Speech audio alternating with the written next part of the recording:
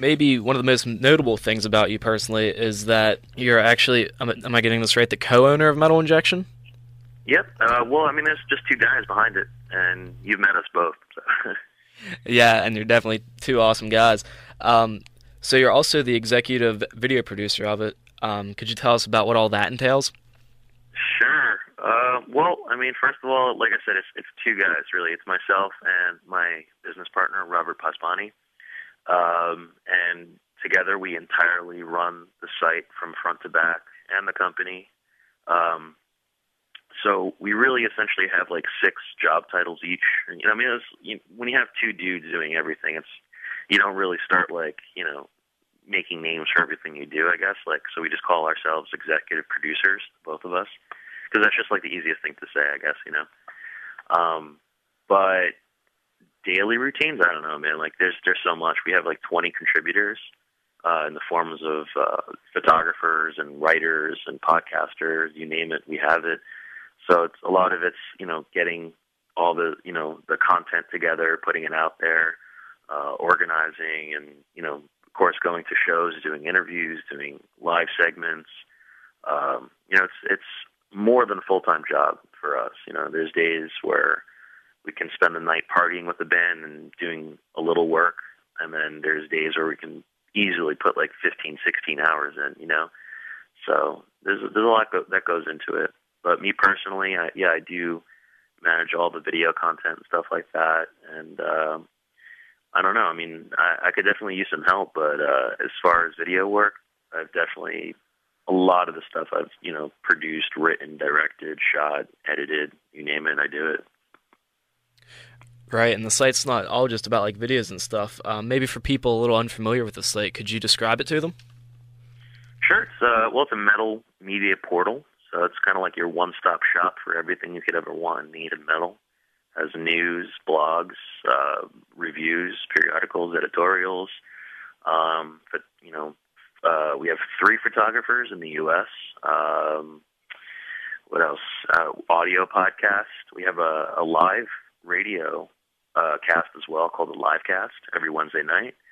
And of course, videos, lots of videos, music videos, editorial videos, interviews, live stuff. Like I said, I mean, it's everything you could ever really want out of a metal website,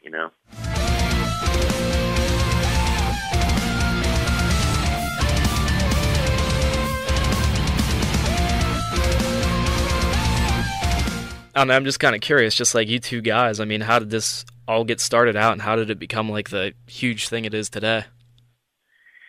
That's actually a long story. Well, obviously it wasn't always huge, When we started,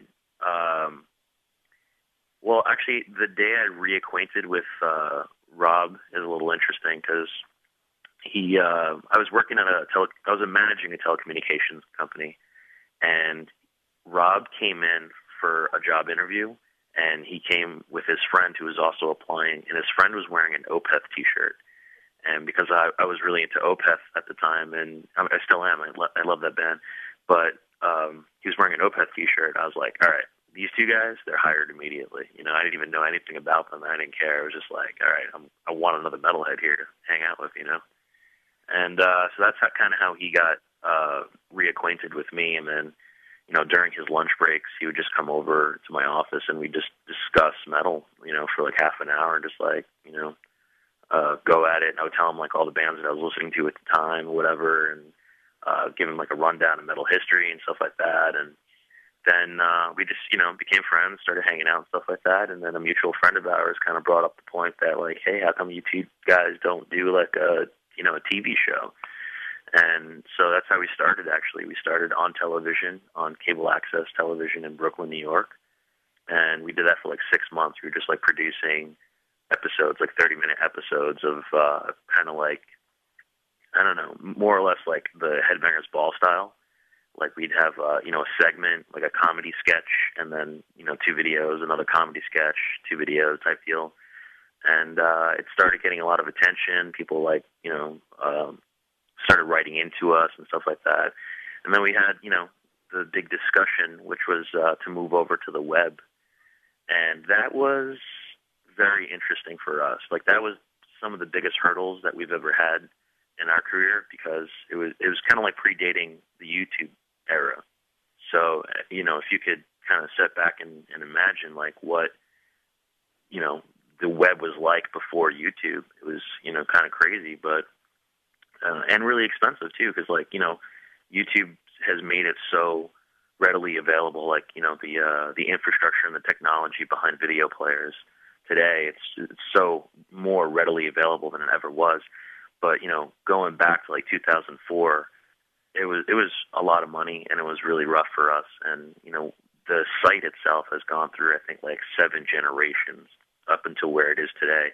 And we're never done with it, like developing it, constantly changing it. And just the other day, we were already talking about changing it again, Yeah, it was a work in progress for a really long time, man. And I'd say maybe like 2 years ago, myself and Rob, we kind of like sat down and had this serious conversation where we're like, all right, well, it's been like a hobby and, like a life passion of ours that we've been pouring our own money into and not really seeing return or whatever.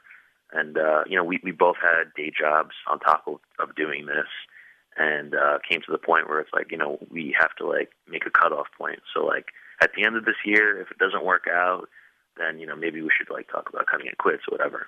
And it just so happened that it worked out, and we started getting, profit off from it. And now today, fast forward to today, it's what we do for a full-time living. So it's pretty awesome.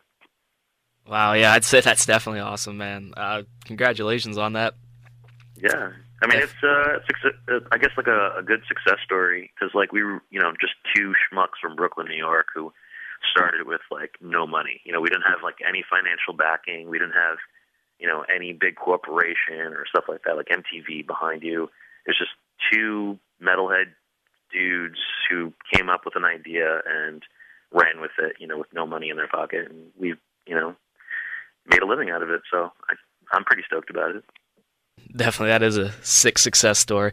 I just have one thing left for you, and that would be if you have anything to say to any of the Imperion fans or fans of your other band or people who go to Metal Injection, if you have anything to say to them. Thank you all. You all rule, and I don't know. Keep in touch, really. Like we're very responsive, like with our fans, be it Metal Injection or the bands that I'm in. We love to hear from you guys.